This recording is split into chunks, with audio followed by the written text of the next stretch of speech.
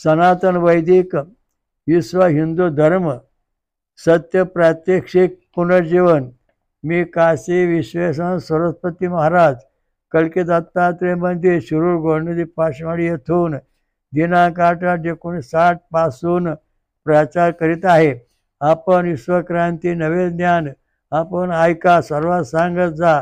दररोज संध्याकाळी 8 ते 5 8:15 पर्यंत किंवा जास्त वेळ असते।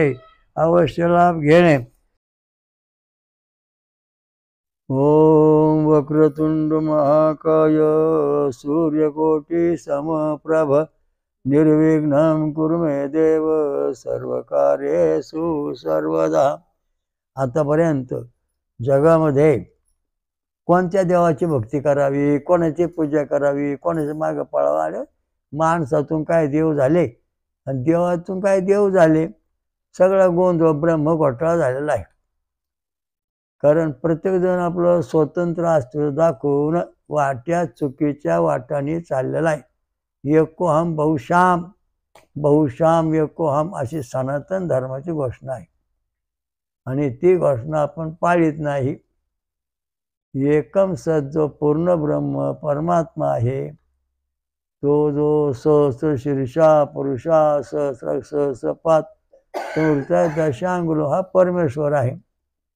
हा जन्मला नाही, जन्मत नाही, कुठणार नाही, कुठे जाणार नाही आणि एका जागेवरती त्याचं अस्तित्व आहे परमधाममध्ये। आणि त्याच्यानंतर मग पुढं सत्य वैकुंठ कैलास अशी देवदेवतांचे लोक आहेत, पृथ्वी आहे, हे सगळं परमेश्वराचा विस्तार आहे, त्याचे आहे। मग हा जो देव आहे याच्यापासून अमृत सोमरस ही त्याला आवडणाऱ्या वस्तू आहेत। हा जो परमेश्वर ज्याला आपण म्हणतो त्याचं शरीर कसं आहे, कोणी निर्गुण आहे म्हणतो, कोणी सगुण आहे म्हणते। आकाशामध्ये पाण्याची वाफ जाते तेव्हा त्या पाण्याच्या वाफापासून पाऊस पडतो का? नाही, मग तो निर्गुण झालं पाणी। आणि पुन्हा त्याचं ढग भरून जेव्हा पाऊस पडतो तेव्हा पीक येतं। तसं निर्गुण सगुण एकच परमेश्वर आहे आणि त्याच्या सगुणात आल्यानंतर हे जग सृष्टी सुरू होते किंवा तो मुद्दा आहे आणि तो मुद्दा आपल्याला आता म्हणजे पाहायचा आहे। आज आपला विषय आहे प्रवचन आहे 106. विषय आहे वेद मंत्र रक्तगटाने कलीचा शेवट। आता कलियुग जे प्रत्यक्ष म्हणतात याचा शेवट करण्याकरता आहे कली विरुद्ध कलकी विरुद्ध कली असं ते लोकांचं लिखाण चालू असतं। कली हा राक्षस आहे, पण तो मारणार कसा हा महत्त्वाचा मुद्दा आहे ना। जर तो राक्षस मारायचा असेल तर तुमच्या शरीरामध्ये काहीतरी हालचाल व्हायला पाहिजे आणि ते जर झालीच नाही तर तो राक्षस मारू शकत नाहीत। 84 लक्ष एवढीमध्ये कलीने आपला अधिकार दाखवला आहे आणि तो अधिकार संपवण्याकरता रामबाण औषध 8/8/1960 सालापासून आपण संशोधन करतो आहे। वेद मंत्र आणि रक्तगट याच्या अभ्यासाने हा कलीचा शेवट होतो, तो संपून होतो, आपल्या शरीरातून निघून जातो। जसा नायटा होतो औषध लावलं तो संपतो, तसं या ठिकाणी विशेष प्रकारची भक्ती आणि आपल्यात काय आहे ते समजल्यानंतर कली आपल्या दिशेने फिरत नाही। त्याच्याकरता आता एक आपण ऋचा म्हणणार आहे सोमरसाची, मग आपला विषय सुरू करू। आता याचा ऋषी आहे उष्णा काव्य पवमान सोमादेवता त्रिष्टुप छंद दैव स्वरा। ओम प्रोशवह्निं पथ्याभि अस्यान् दिवान वृष्टिः ओमानः अक्षां सहस्रधारा सदनी अस्मे पामातु उपस्थे वन्यात सोमः। सोमवल्ली आपला रस काढून देऊ लागली आहे। सोमवल्ली याचा रस काढून देऊ लागले। सोमवल्ली हा महत्वाचा मुद्दा आहे। सोमवल्ली म्हणजे ऊस येतो, नारळ येतो, केळी येते, पपई येते, खजूर येते, नंतर फळांचा रस आणि आमरस आणि साबुदाण्याची खीर हे सोमरसामध्ये येतात। थोडक्यात म्हणजे हा उसाचा रस जो आहे हा सोमरस एक नंबरचा आहे. नारळाचं पाणी त्यापेक्षा श्रेष्ठ आहे. कारण नारळाच्या पाण्याचा हिरवट रंग आहे आणि उसाचा रस सुद्धा हिरवट रंगाचा आहे. तेव्हा हिरवट रंग जो आहे हा आपल्या मेंदूमध्ये जे काही 36,000 केंद्र आहेत याच्यावर प्रभाव दाखवतो. तुम्ही उसाचा रस प्यालात तर तुमच्या मेंदूमधली 36,000 केंद्र जागती छंद आणि निषाद स्वर हे जागृत होतात आणि त्यामुळं त्या मेंदू हा शरीराचा राजा आहे म्हणून त्याचं कार्य सुरू होतं. भौतिक, दैविक, आध्यात्मिक सोमरस जो आहे अतिइंद्रिय ज्ञान देणार आहे. ज्याला अतिइंद्रिय ज्ञान मिळालं सूक्ष्म म्हणजे जगात खरं काय अतिइंद्रिय ज्ञान हे मिळवण्याकरता सोमरस पिणे आवश्यक आहे. आणि तो सोमरस पिण्यासाठी चांदीचं किंवा सोन्याचं भांडं वापरणे आवश्यक आहे. त्याचं कारण आहे की चांदी सोमरस हे जे याच्यातून अल्फा किरण जातात मग हे अल्फा किरण सोमरसामध्ये आहेत आणि ती किरण आपल्या शरीरामध्ये पसरलेला पवमान सोमा या नावाने देवता म्हणून ओळखलं जातं. तर ते पवमान सोमाचं म्हणजे अपभ्रंश होऊन म्हणजे पवमान सोम अपभ्रंश होऊन आपल्या शरीरामध्ये अल्फा किरण प्रगट होतं. प्रत्येक पेशीमध्ये किरण पसरतं. प्रत्येक इंद्रियामध्ये सोमरस जातो आणि त्या ठिकाणी मग निरोगी अवस्था प्राप्त करतो, प्रतिकारशक्ती तयार करतो आणि इंद्रियांचं संरक्षण करून समतोल वाढ ठेवतो. हा सोमरसाचं महत्व आहे. सोमरस प्यायचं तुम्ही वरण भात आमटी खाऊन तुम्हाला ही प्राप्ती होणार नाही अतिइंद्रियांची. तुम्हाला भूतखताची प्राप्ती होईल, पितराची प्राप्ती होईल, पण जे ब्रह्म आहे जे सत्य आहे जो परमात्मा आहे त्याचं ज्ञान होण्याकरता सोमरस प्यायला पाहिजे. आणि सोमरस प्यायल्यानंतर आपलं शरीर जे आहे ते कवचमय बनतं. आतापर्यंत बऱ्याच गोष्टी सांगितल्या परंतु हा सोमरस प्यायल्यानंतर आपल्या शरीरातलं जे रक्त आहे सोमरसामध्ये वेदाचे छंद आहेत, छंदाचे ध्वनी आहेत, ते ध्वनी आपल्या शरीरामध्ये कुठलाही विचार न करताना आपोआप प्रकट होतात. हा महत्वाचा मुद्दा याच्यात आहे. गायत्री छंद उष्णिक गायत्री छंद षडजा स्वर हा वृषभ स्वर उष्णिक छंद हा अनुष्टभ छंद गांधर स्वर हा व्रती छंद मानदंता स्वर हा पंक्ती छंद पंचम स्वर हा त्रिशुभ दैवत स्वर हा जगती छंद दिशा स्वर असे 7 स्वर आहेत. 7 छंद आहेत, 7 स्वर आहेत.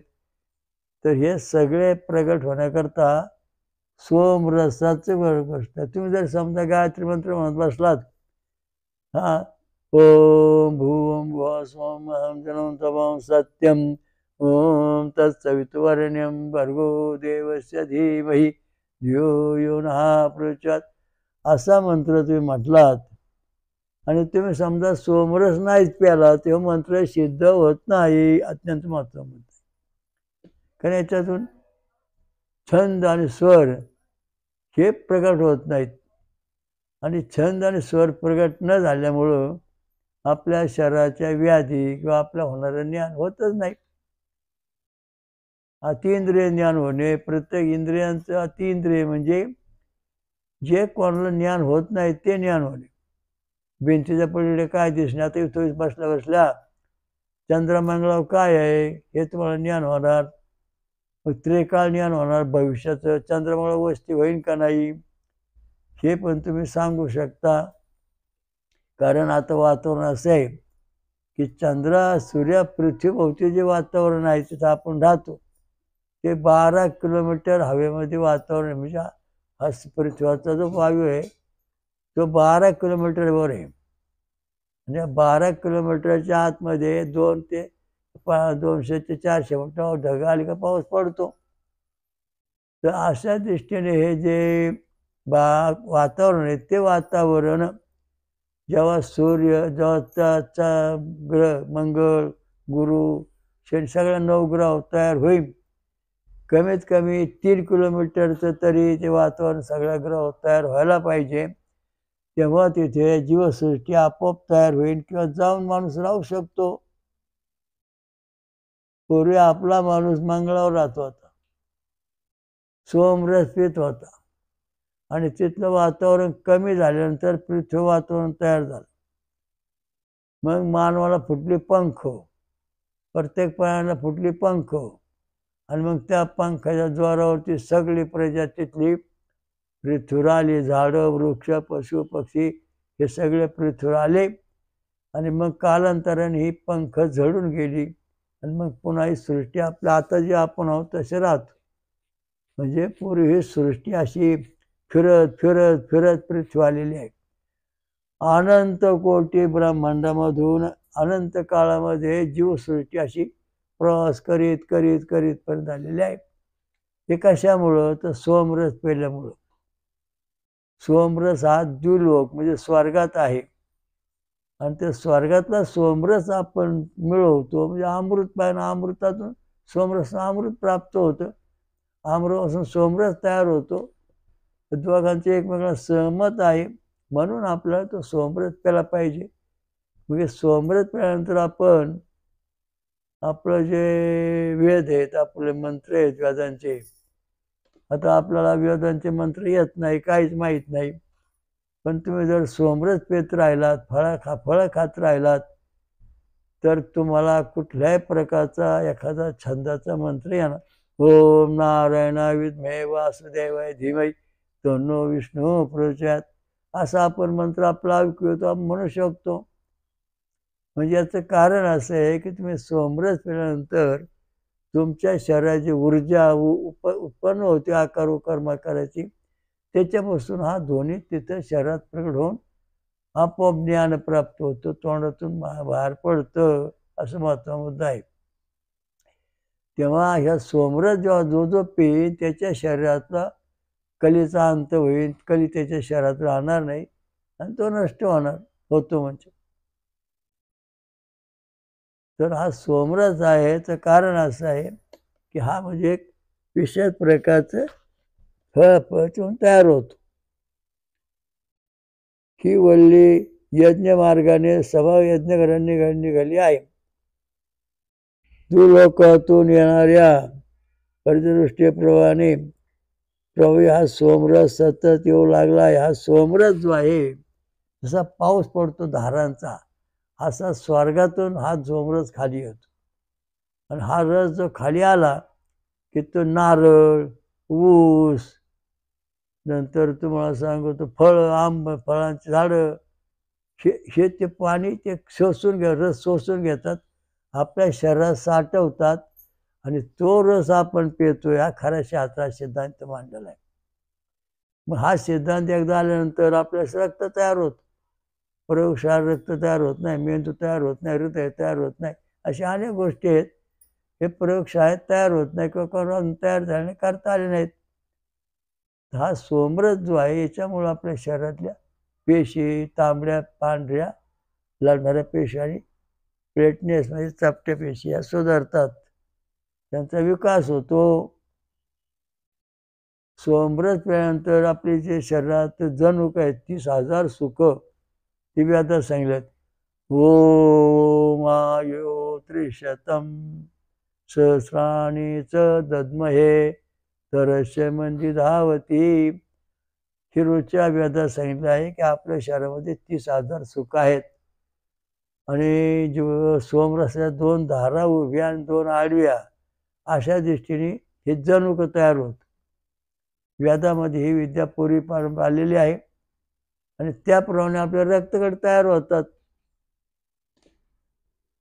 आणि रक्तगट तयार होतं म्हणजे 2 जणूक एकत्र आली का तुमचा ए बी रक्तगट तयार होईल, 3 जणूक एकत्र आली का तुमचा ओ रक्तगट तयार होईल, 4 जणूक एकत्र आली का तुमचा ए रक्तगट तयार होईल, 5 जणूक एकत्र आली का तुमचा बी रक्तगट तयार होतो.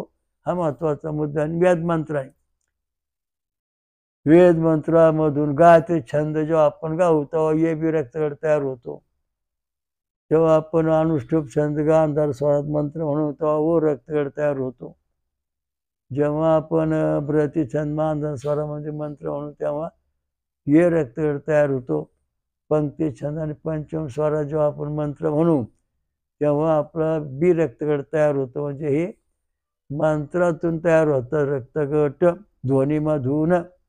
म्हणून हे प्रयोगशाळेत अर्थ घे ध्वनी अनाध्वनी आणि सरध्वनी या अनाध्वनीमधूनच हे सगळे छंद छंद तयार होतात आणि त्यामुळं रक्तगट तयार होतो. तो वेद मंत्र रक्तगट. हा वेद मंत्र रक्तगटाचा जो प्रश्न आहे तो आपण 8-8-1960 सालापासून प्रचार करीत आहोत की मानवाच्या शरीरामध्ये आकार, उकार, मकार, अर्धमात्रा असे 4 प्रकार आहेत. हे भगवान शंकराने पार्वती सांगली. अकारस्य ब्रह्मा, उकारस्य विष्णू, मकारस्य रुद्रा, अर्धमात्रास्य प्रकाशनाथ असं म्हणले. तर विष्णू भगवंताने आपल्या महालक्ष्मीला सांगितलं अकारस्य प्रद्युम्न, मकार उकारस्य वासुदेव, मकारस्य संकर्षण, अर्धमात्रास्य अनिरुद्धा अशा 4 युवती स्वतः सांगितलं.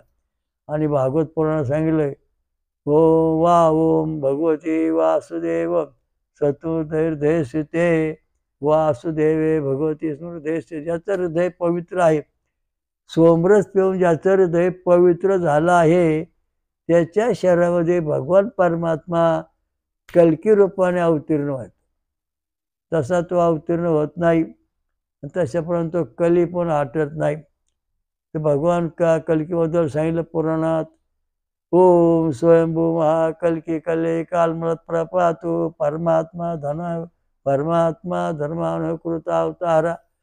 सर्वात मोठ्यात मोठा जो कल्की अवतार आहे त्याने स्वयंभू जो अवतार धारण केला, प्रत्येकाच्या हृदयात प्रवेश करणार आणि प्रत्येकाला सत्य ज्ञान सांगणार. म्हणजे ते कसं तेषां प्रजा सवी त्याची जी प्रजा आहे ती सात्विक रुचीची बनली तर वरण भात खाऊन, आमटी खाऊन किंवा अमंगळ खाऊन या शरीरामध्ये भगवान परमात्मा कधीही प्रगट होणार नाही आणि होतच नाही, अनुभव आलेला नाही. म्हणून हा समाज पाठीमागे पडलेला आहे.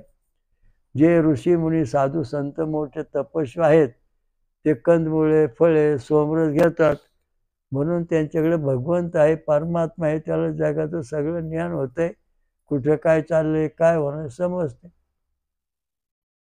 अतींद्रिय ज्ञान, नंतर देवावतारिक संतती हे सोमरसामुळे निर्माण होते असं वेदात वर्णन केलेलं आहे. सोमरस जो पिईन त्याला देवावतारिक संतती होते.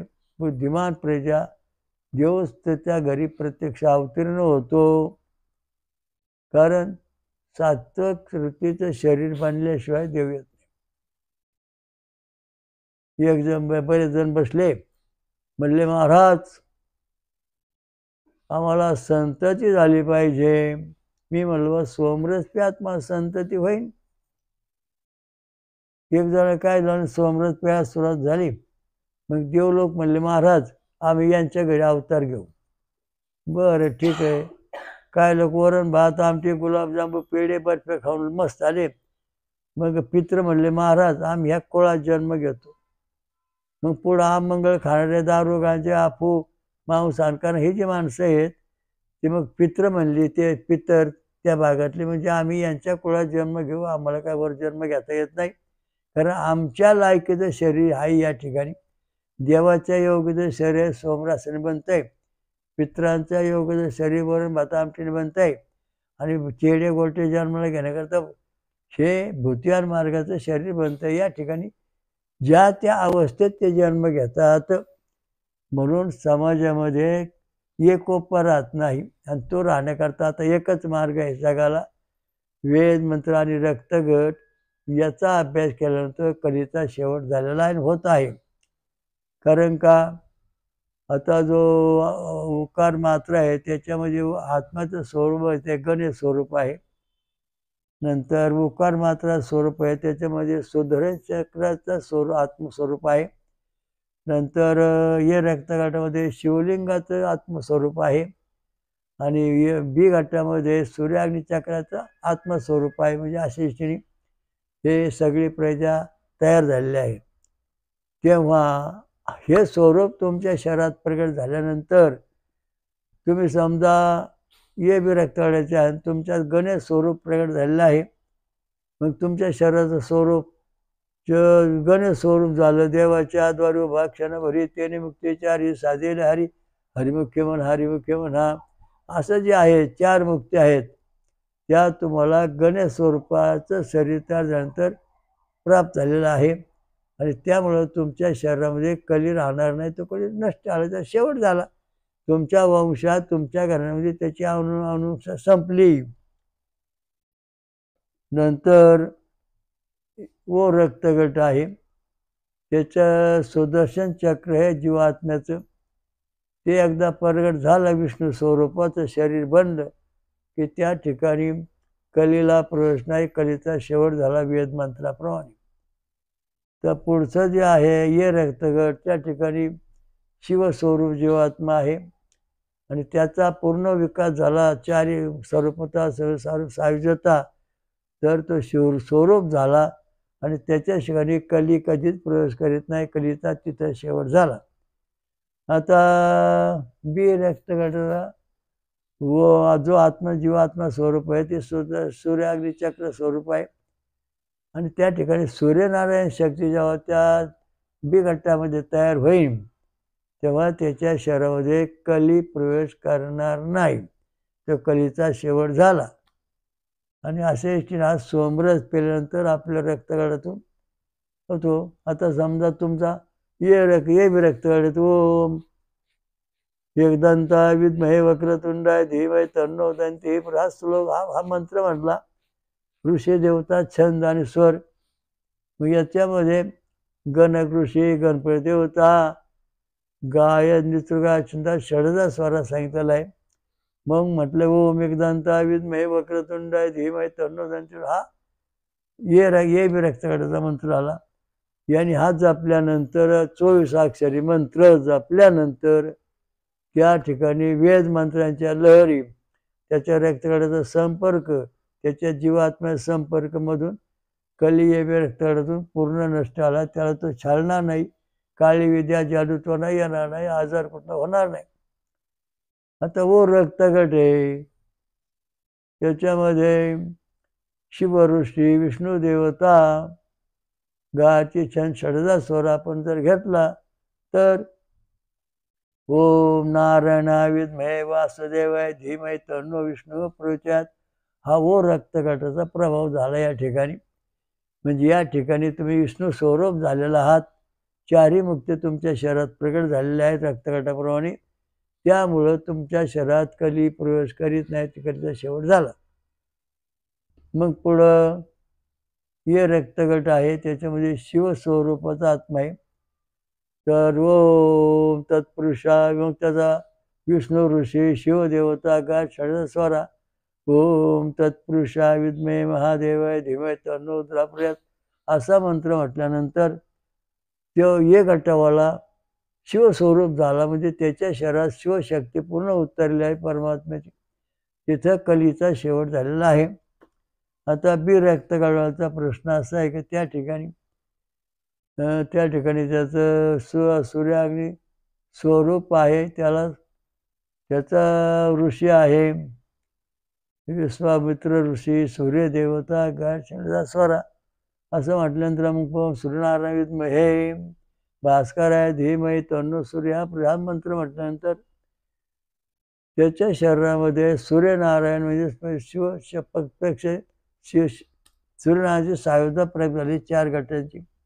म्हणजे त्या गटातला सुद्धा कली पूर्णपणे संपलेला आहे, त्याचा अंत झाला, शेवट झालेला आहे, तो त्याच्याकडे येणार नाही. अशा दृष्टीने आता जगामध्ये कली हटवण्याकरता हा एक मोठा मार्ग आहे. नवतत्वज्ञान आहे, विश्वक्रांती नवे ज्ञान.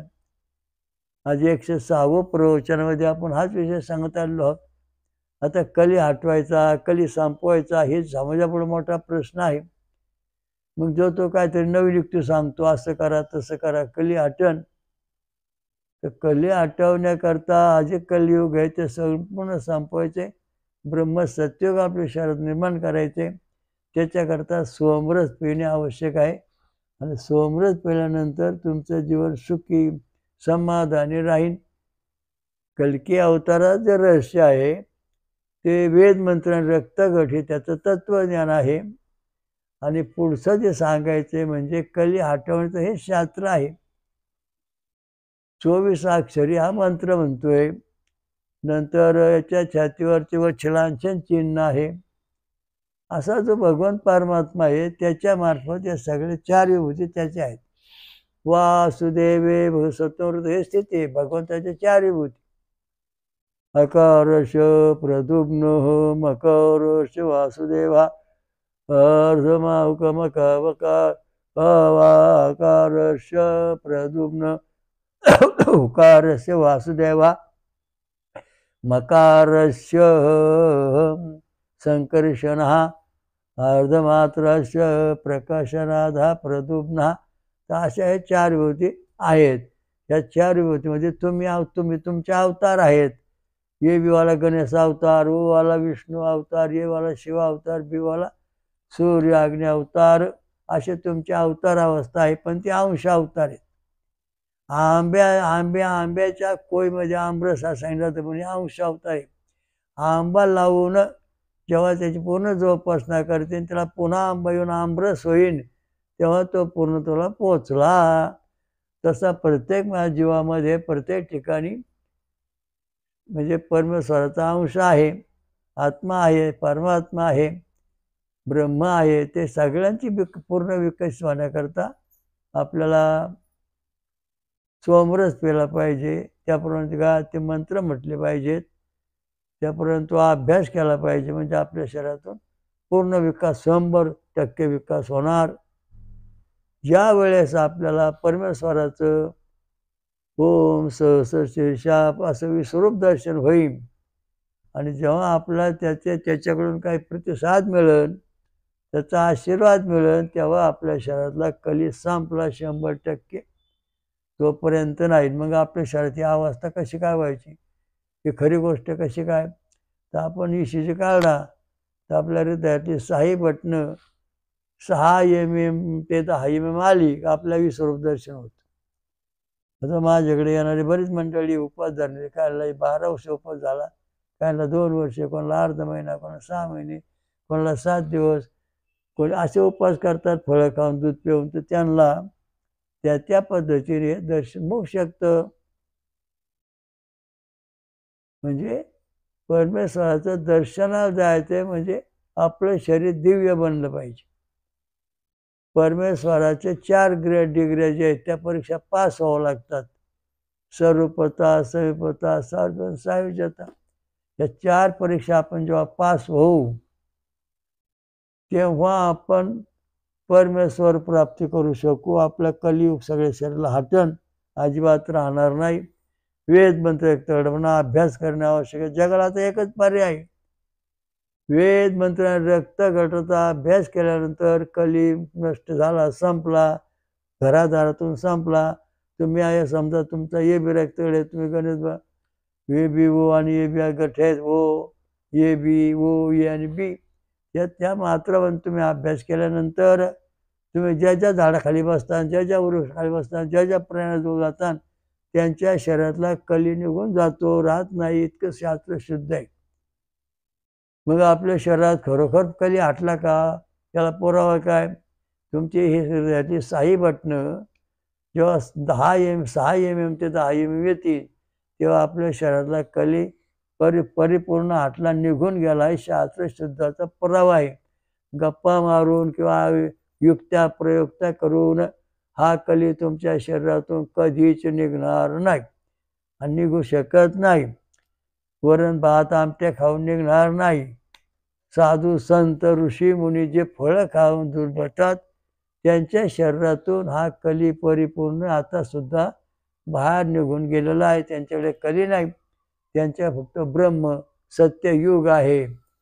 आणि त्यांच्या सहवासात राहिल्यानंतर आपला उद्धार होतो. साधूचे संगती तरुणोपाय. साधूचे संग, साधू ज्यांनी शरीररूप हटवले काम क्रोध लोभ मोह मद मत्सर आटवायचं असेल तर सोमरस प्यावं लागणार. गळ्यात माळा, कपाळाला टिळा असं जरी आपण करीत बसलो, काही खाल्लं तर आपला कली शरीराला हटणार नाही, काहीच होणार नाही. कुठलाही देव तुमच्यावर कृपा करणार नाही. कारण का तर तुमचं शरीर जे आहे ते बाद झालेलं आहे. देह शुद्ध करुणी भजनी भजावे, देह शुद्ध करुणी हरीशी भजावे, देह शुद्ध करुणी परमार्थ पावे, देह शुद्ध करुणी परमेश्वर दर्शन घ्यावे, अशी कलम आहेत. ते देह शुद्ध झाल्याशिवाय परमेश्वर प्राप्ती होत नाही. आणि ती होण्याकरता तुम्हाला सोमरस पिल्याशिवाय रक्तगट शुद्ध होत नाही, रक्तपेशी शुद्ध होत नाही. आपली जी इंद्रिय आहेत त्यांना डोळे येत नाही, त्यांना डोळे येतात सोमरस प्याल्यानंतर. आणि त्यांचा आकार उकार त्यांच्यात जे सामर्थ्य बदलतं, नवीन तयार होतं. आणि मग त्यामुळे आपल्याला परमेश्वर प्राप्ती होते. कली सगळ्या शरीरातून हटतो. वेद मंत्र रक्तगटाचे साधनाने अभ्यासाने कलीचा शेवट होतो. तसाच कुठल्या तंत्रमंत्राने शेवट होणार नाही. वेद मंत्र रक्तगट हीच कल्की अवताराची तलवार आहे. वेद मंत्र रक्तगट हीच कल्की अवताराची तलवार आहे. आणि या तलवारीने सगळ्या कलीचा शिरच्छेद करून त्याला बाहेर काढला जातो. हा महत्वाचा मुद्दा आहे. 24 अक्षरी गायत्री मंत्र छडजा गायत्री मंत्र गणित गायचे छंद षडजा स्वर आहे. हा सतत गायल्यानंतर कली आपल्या शरीरात प्रवेश करणार नाही आणि त्याचा आपल्याशी काही संबंध राहणार नाही. अशा दृष्टीने विद्वान पंडित जे आहेत, काही लोकांच्या घरी मुंजी होतात, काही गायत्री मंत्र जपतात. आता परत तर आम्हाला गायत्री मंत्र म्हणण्याचा अधिकार आहे का? तर सांगायचा मुद्दा म्हणजे ब्राह्मण, क्षत्रिय आणि वैश्य यांना मुंजी करण्याचा अधिकार आहे. क्षुद्र अतिक्षुद्र यांना तो अधिकार नाही असं काही लोक म्हणतात. परंतु ही प्रजा सगळी कश्यप सृष्टीची आहे, कश्यप ऋषींची आहे. म्हणून धर्मांचे जे आपले शंकराचार्य वगैरे आहेत त्याने सांगितलं कश्यप ऋषी जो आहे त्याचा उच्चार करा आणि तुम्ही तुमची सुधारणा करून घ्या. असं आद्य जगद्गुरु शंकराचार्यांनी हे सिद्धांत मानलेला आहे. म्हणजे प्रत्येक प्राण्याला गायत्री मंत्र म्हणण्याचा अधिकार आहे. सकाळी, दुपार आणि संध्याकाळी 3 वेळा गायत्री मंत्र म्हणावा लागतो. अग्निहोत्र करावं लागतं, यज्ञ करावा लागतो. त्याच्याशिवाय तो गायत्री मंत्र सिद्ध होत नाही. आणि तो सिद्ध झाल्यानंतर तुमच्या शरीरात कली टिकू शकत नाही, गावात राहू शकत नाही, पुढे जाणं निघून जातो. तुमच्या शरीरात कली आहे का नाही तपासून पाहण्याकरता एक तंत्र आपण शोधून काढलं. तांबडा धागा हातात बांधायचा आणि तो जर वर्षभर तांबडाच राहिला, त्याला जर पांढरा पडला नाही तर तुमच्या शरीरातला कली निघून गेलेला आहे. तुमच्या शरीरात कली आलेला नाही. आता म्हणजे सर्वसाधारणपणे गट कळत नाही, मंत्र कळत नाही, काहीच म्हणता येत नाही. त्या व्यक्तीने हातामध्ये तांबड्या म्हणजे धागा बांधायचा आणि तो रोज पाहायचा. वर्षभर आपल्या शरीरामध्ये तो तांबडा धागा जसा आहे तसाच आहे. तेव्हा आपल्या शरीरामध्ये कली आलेला नाही. वेद मंत्र रक्तगट आणि हा कली हटवलेला आहे असं अगदी शास्त्रशुद्ध. आपल्या मंदिराला पांढरे तांबडे झेंडे आहेत, भगवे झेंडे आहेत. हे भगवे झेंडे जोपर्यंत आपल्या देवळावर आहेत ते पांढरे पडलेच नाहीत तोवर आपल्या गावात कलीचा प्रवेश झालेला नाही. कली आपल्या गावात आलेला नाही म्हणून पांढरे ध्वज लावलेले आहेत. देवळा मंदिरामध्ये देवाने जे ध्वज लावले, बृहस्पती, इंद्र, देव, ब्रह्मा, विष्णू, महेश यांनी हे शोधून काढले की बाबा कली जो आहे त्या गावामध्ये त्यांनी प्रवेश करायचा नाही. मग भगवे ध्वज लावायचे मंदिराला. मग भगवे ध्वज लावले प्रत्येक मंदिराला. साधूच्या हातात दंड्या भगव्या ध्वजाचा, बाजूचे कपडे भगवे. जोपर्यंत भगवे कपडे व्यवस्थित आहेत, मंदिराला भगवे ध्वज व्यवस्थित आहे, तोपर्यंत आपल्या गावामध्ये कलीचा प्रवेश झालेला नाही आणि तो आलेला पण नाही, येणार पण नाही. आणि ज्या वेळेस तुमच्या मंदिराचे झेंडे पांढरे पडतील, हातामधले तांबडे धागे पांढरे पडतील, त्यावेळेस तुमच्यावरती कलीने आक्रमण केलेलं आहे. हे महत्त्वाचा मुद्दा आहे. मग यातून पळवाटकातून दुरुस्त होण्याकरता लगेच सोमरस प्या, फळं खा, दूध प्या, असं केल्यानंतर पुन्हा आपल्या शरीरामध्ये वेद मंत्र आणि रक्तगटाचा प्रभाव पडून आपल्या शरीरा हातावरचे आपल्या शरीराला कली हटलेला आहे. आपला तांबडा धागा बांधला तसा राहिलेला आहे. पुन्हा देवळात तांबडे ध्वज लावले, भगवे ध्वज हे जसे तसेच दिसतात. त्याच्यात फरक झाला नाही. म्हणजे आपल्या गावात, आपल्या देवळामध्ये, आपल्या घरी कली आलेला नाही. आता पंढरपूरच्या दिंड्या लाखो भगवे ध्वज घेऊन चाललेत. त्याचं कारण असं आहे की हे भगवे ध्वज आहेत ते पांढरे पडलेले नाहीत, म्हणून ह्या दिंड्यामध्ये कलीने प्रवेश केलेला नाही. ही दिंडी जी आहे पंढरपूरला जाणारी किंवा ते भगवे ध्वज घेऊन दिंड्यात येऊन जाणारी आहे, तिथं कलीने प्रवेश केलेला नाही. म्हणजे असं आहे, आपल्या भारतात तिरंगा ध्वजावरती भगवा रंग आहे. तो जर भगवा रंग पांढरा ध्वजाचा झाला तर आपल्या देशावर काहीतरी संकट येणार आहे. तेव्हा तिरंगी ध्वजाचा जो रंग आहे भगवा, तो जर तसाच राहिला तर आपल्या देशावर कुठलं संकट येणार नाही, असं सूचित या भगव्या रंगातून होतं. म्हणजे कलीला हटवण्याकरता भगवे कपडे घाला, हातामध्ये तांबडे धागे बांधा. नाही तुम्हाला कळत नाही, साधी माणसाने हे करायला हरकत नाही, त्यांना लगेच कळणार आपल्या हातातले तांबडा धागा तांबडाच आहे, म्हणजे आपल्या कलियुगाने प्रवेश केलेला नाही. आपला कपडे भगवे आहेत, आपले कपडे भगवेच आहेत, यात काय फरक झाला म्हणजे आपल्या कलीने प्रवेश केलेला नाही. आणि याच्यापेक्षा सुंदर अभ्यास म्हणजे वेद मंत्र रक्त गट. आपल्या गटाप्रमाणे देवभक्ती करायची, तशा प्रकारचा अभिषेक करायचे, तशा प्रकारचं होमावन करायचं, तशा प्रकारचं योगाभ्यास साधना करायची आणि त्यामुळं सायुजा मुक्ती मिळवायची. म्हणजे कली आपल्या वंशातून, घरातून, देशातून हाकलपट्टी झाली, नष्ट केला. कलियोग हटवणे, कल्की अवतार, कलियोग हटवायचं म्हणजे तपश्चर्या आहे. जेव्हा झोळे बसून तुम्ही राहता तेव्हा तुमचा कली हटन, तसा महाराजा हो तुमचा कली हटणार नाही. तुम्ही किती मिटिंगा घ्याल, सभा घ्या, काय होणार नाही याचं कारण सांगतो. कारण पृथ्वी जड तत्व आहे. तेव्हा सगळे देव साधू जर पृथ्वीवर तप करायला बसले, ऋषी मुनी, तर त्यांच्या शरीरामध्ये जड तत्व येणार आहे. आणि जड तत्व आल्यानंतर तुमच्या शरीरामध्ये कली प्रवेश करतो आहे आणि मग तुमच्या शरीराला कली कधीच हटत नाही. तुम्ही फळं खा, दूध प्या, सगळं करा, साधना करा, परंतु मी जोपर्यंत चोपळा बसून साधना करीत नाही तोपर्यंत तुमचा कली तुम्हाला सोडून जाणार नाही, असं वेदात सांगितलं. ऋग्वेदात सांगितलं बा किंवा स्त्री आणि पुरुषांनी चोपळा बसून काय जो साधना करावी, म्हणजे त्यांना पीडा त्रास होणार नाही, कुठल्या योगाचा त्रास होणार नाही. म्हणजे क्रोध, त्रिता, द्वापर आणि कली या योगातले वाईट जे गुणधर्म आहेत ते त्यांच्याकडे येणार नाहीत. चारही योगामध्ये तपश्चर्याचं महत्त्व सांगितलेलं आहे की झोळे बसून किंवा चोपळा बसून तप करा. 7 दिवस, 3 दिवस, 2 दिवस, 1 दिवस दरवर्षी. म्हणजे तुमच्या शरीरामध्ये आकाश तत्व तयार होईल, ब्रह्मतत्व तयार होईल, ब्रह्मतत्वाची झलक तुमच्याकडे येईल, सोमरस पेल्यानंतर अजून येईल आणि मग तो कली तुमच्या शरीरात कधीच येणार नाही.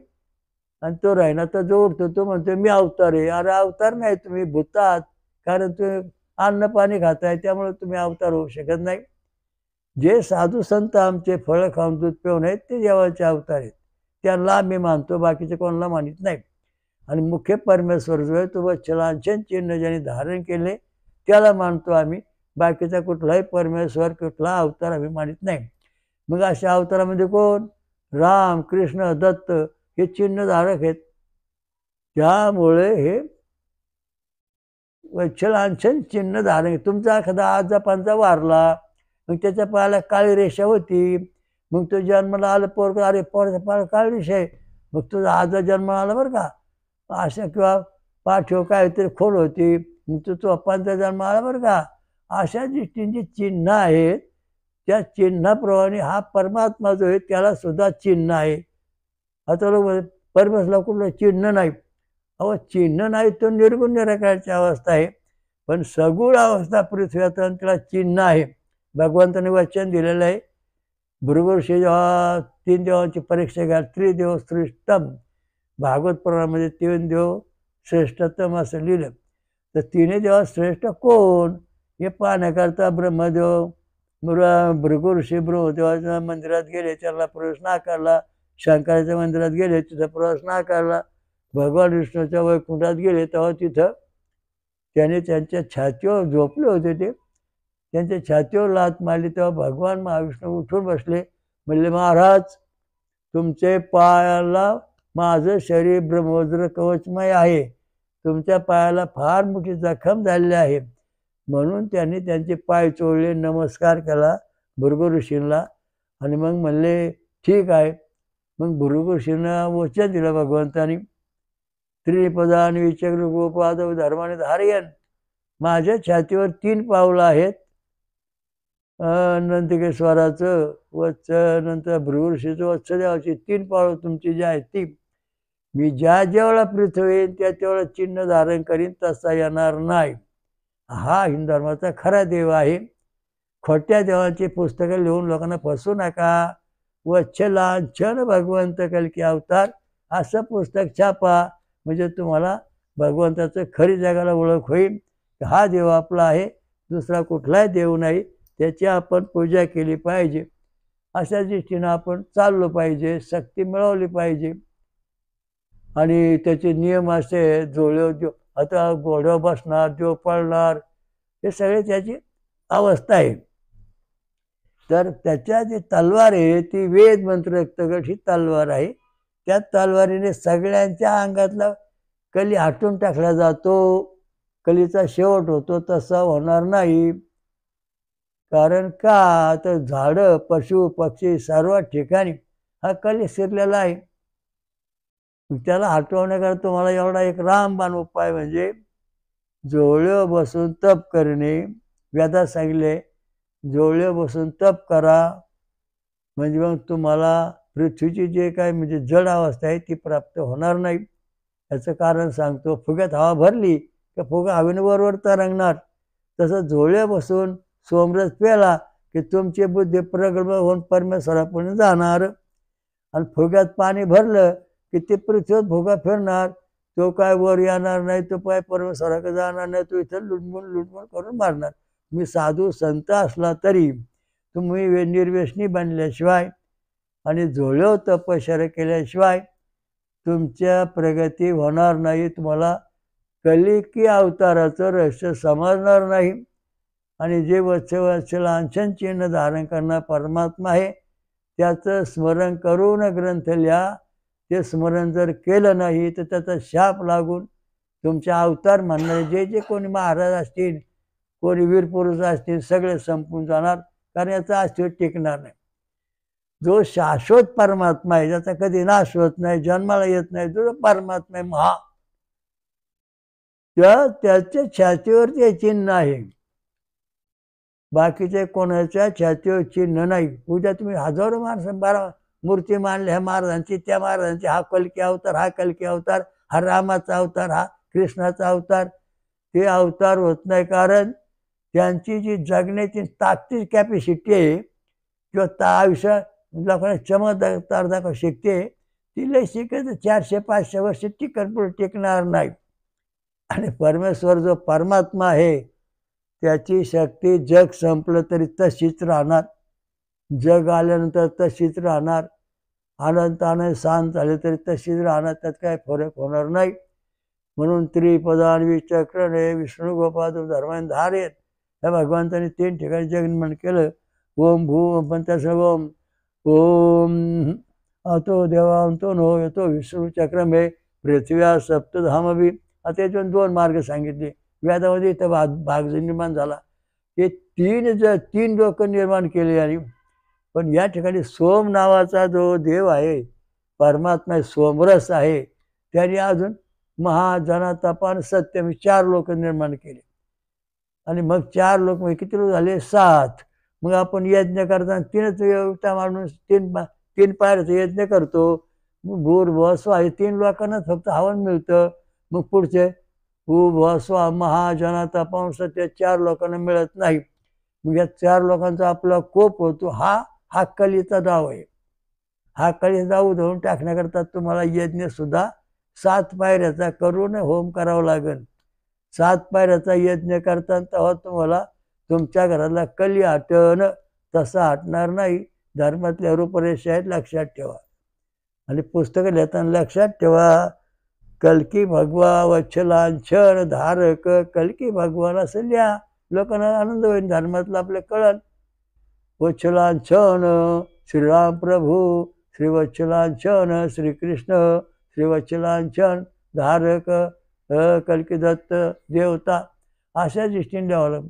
श्रीवच्छक्षा भगवंत श्रीराम प्रभू की जय, श्रीवच्छक्षा भगवंत श्रीकृष्ण प्रभू की जय, श्रीवच्छक्षा भगवंत कलिदत्त महाराज की जय. असं जेव्हा तुम्ही जय जय करता तेव्हा तुम्हाला सनातन धर्माची खरी रूपरेषा आणि खरा देव भेटेल, दुसरा देव भेटणार नाही. कोणी आता शंकरला देव मानतं, कोणी कृष्णाला देव मानतं, कोणी रामाला किंवा इतर सगळ्या गणपती देव मानतं. पण या सगळ्या देवांचा एकच देव, एकम सत बहु एकम सत, एको हम बहुश्याम, एकम सत हा परमेश्वर आहे. एको हम बहुश्याम, भगवान म्हणाले मी एकटा आहे पण बहुतेक निर्णयारूपाने नटलेलो आहे. गणपती तोच, ब्रह्मदेव तोच, विष्णू तोच, शंकर तोच, तोच, दत्त तोच, विराट तोच. एकच परमेश्वराने हे रूप दाखवले, विराट रूप. तर त्या भगवंताची सेवा करा, तेव्हा तुमचा पूर्ण विकास होईल. सोमरस पिणे, नंतर झोळे बसून तप करणे, नंतर अग्निहोत्र करणे, होम हवन करणे, होमात सोमरस सोडणे, देवाला सोमरस देणे, तुम्ही पण पिणे, सोम्या करणे. पुरी सोम्या करीत असत, त्यावेळेला हा रस लोकांना देत असत, देवांना, विद्वान लोकांना आणि साध्या सर्व माणसांना. म्हणजे सर्व माणसांची शरीर प्रकृती एक जीवाची बनली. सोमरस म्हणजे एकत्रित आणणे, सोम म्हणजे सगळ्यांना एकत्रित आणणे, भेदभाव न करणे, हा सोमरसचा उद्देश आहे. जाती पाती पुछे नाही कोरी, हरीसे बजे हरी सवय. सोमरस जर पितो तो हरी होतो, बाकीच्यांना होता येत नाही. भगवान शंकर सोमरस पितात. भगवान शंकर सांगितलं म्हणजे महाराज मी आता इथं कायम राहणार आहे, कैलास सोडून येऊन बसतो, मला सोमरस द्या. म्हणलं मग सोमरस मला माहीत नाही. ते म्हणलं उसाचा रस, नारळाचं पाणी, फळांचा रस, आंब्याचा रस, हे सोमरस आहेत प्रमुख. आणि सोमरस म्हणजे मला उसाचाच रस द्या, दुसरं काय देऊ नका. ते लोक त्या देवाला पाणी घालतात, त्या पाण्याचा काय उपयोग, देव काय पाणी पितो काय? देवाला तुम्ही फक्त पाणी घालताय, पाणी. त्यामुळं तुमच्या पितरांचा उद्धार होणार नाही. तुमचे पित्र तसेच घरात आता तरफडून तुम्हाला मारणार, सोडणार नाहीत. चेडे गोष्टी तुम्हाला सोडणार नाहीत. कारण की देवरूपाचं जे भोजन आहे सोमरस, तो तुम्ही कुठल्या देवाला दिलेला नाही. स्वर्गातल्या देवाला सोडून तुम्ही भूताचा, पितरांचा अभ्यास केला आहे, त्या प्रसन्न करून त्या तुम्ही जागता. परमेश्वर प्राप्ती करायची असले तर तुम्ही जोळे बसून तप करा, नंतर सोमरस प्या, नंतर तुम्ही होम हवन करा. 7 पायऱ्याचा होम हवन करणार, तेव्हा तुम्हाला स्वर्गात जागा मिळणार, तशी मिळणार नाही. ओम श्री रामलिंग महाराज की जय. हयग्रीव घोरनदी गंगा मैया की जय. विश्वाचा एकच नियंत्रण करता एको हम बहुश्याम विश्वरूप. ओम सहस्र ओम सहस्र शीर्षा पुरुषा सहस्राक्षा सहस्रपात संवृत दशांगुलम स्वयंभू राजा स्वमंथनेश्वर कल्की दत्त महाराज के जय. आणि जगात आणि महाराष्ट्रात व अमृत कल्की दत्त येथे 5 शक्ती महापीठ निर्माण करणारी महापंचसागरेश्वरी महादुर्गा माता की जय. कालभैरव की जय. शरीश्वर महाराज की जय. खंडेश्वर महाराज की जय. हनुमंत की जय. सर्वदेवदंत की जय. साधू संतन की जय. साधू संतन की जय. वेद मंत्र रक्तगटाचा विजय असो, कली हटव. वेद मंत्राचा अभ्यास करा, कली हटवा. हरिओम दत्त. ओम शांती.